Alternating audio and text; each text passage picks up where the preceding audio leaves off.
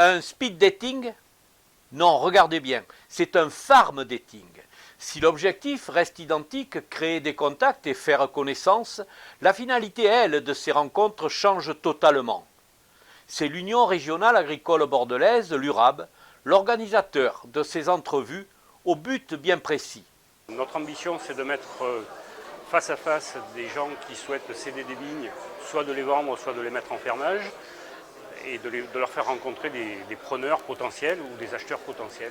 Alors, on sait très bien que la pyramide des âges fait que beaucoup de viticulteurs approchent de la retraite, n'ont pas forcément de repreneurs, et que du foncier va se libérer. Donc nous essayons de faire en sorte qu'ils puissent trouver des preneurs. Malheureusement, les acheteurs potentiels manquent. Quelques propriétaires sont restés bien seuls, en raison d'une conjoncture morose. Évidemment, il y a plus de vendeurs ou de gens prêts à céder des parcelles, à donner des parcelles en fermage que de preneurs. Mais bon, ce n'est qu'un début, c'est la première édition. Et la conjoncture du marché du vin n'est pas forcément très favorable et fait que le nombre d'acheteurs n'est pas forcément trop important. Mais c'est le gros problème actuellement, non? oui, c'est un des problèmes. C'est pas le seul, mais c'est un des problèmes. Dans la salle, plusieurs acteurs importants du monde viticole. Le Crédit Agricole, la Maison Christis, la présence d'un notaire parachever le parcours d'une éventuelle future transaction. Dans notre région, la vigne et le vin représentent un fort potentiel d'emploi, quelque peu boudé. Liberté, régie du territoire du Libournais, souhaite faire évoluer l'image de ces emplois. Une perspective bien maîtrisée par Didier Dubreuil. Je pense que la vigne et le vin ont de l'avenir, mais peut-être pas comme on le faisait jusqu'au siècle dernier. Je pense qu'aujourd'hui, il faut privilégier l'aspect social. Il faut évidemment faire du bio. Il faut travailler sur l'image de ce métier, puisque une des difficultés et un des paradoxes de notre territoire, c'est qu'on est à la fois touché par un chômage de masse. Et aujourd'hui, les propriétaires viticoles ont beaucoup de mal à trouver de la main-d'œuvre locale. Et c'est sur ce paradoxe-là qu'on veut travailler, nous.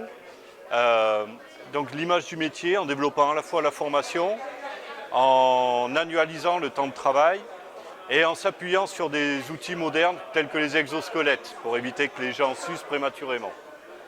Arrivé au bout de son aventure viticole, épousé tardivement, François, lui, recherche un repreneur pour son exploitation. Je suis issu d'une famille d'agriculteurs, mais par contre j'ai fait autre chose avant.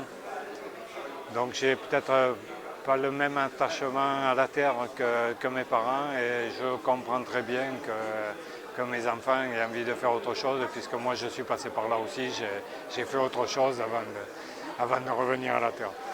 Quel bilan vous tirez justement de cette aventure viticole? Ouais. Moi je suis du style à ne pas regretter ce que j'ai fait dans la vie, donc pour moi ça a été une bonne chose, même si aujourd'hui c'est un métier difficile où on rencontre beaucoup de difficultés diverses, environnementales, commerciales, voilà. Non, j'ai apprécié ce que j'ai fait, quoi. Je regrette pas. Apprécié par les acteurs, ce premier farm dating à l'initiative de l'URAB ouvre des perspectives nouvelles de rencontres entre vendeurs et acheteurs. L'anglicisme n'était peut-être pas indispensable, mais pourquoi pas, puisque ça vient, j'imagine, d'outre-Atlantique, cette pratique. Mais c'est super parce que beaucoup de propriétaires sont attachés à leurs biens et ont beaucoup de mal à communiquer sur le fait qu'ils veulent vendre. Et ce qui fait que quand on cherche un bien, on a souvent du mal à avoir accès à des propositions, à des offres de vente. Et de notre côté, les petits propriétaires ont aussi souvent du mal à trouver acquéreurs. Donc ça permet de mettre en relation vendeurs et acquéreurs potentiels et je trouve que c'est très positif. Ouais. Et là, je félicite l'URAB.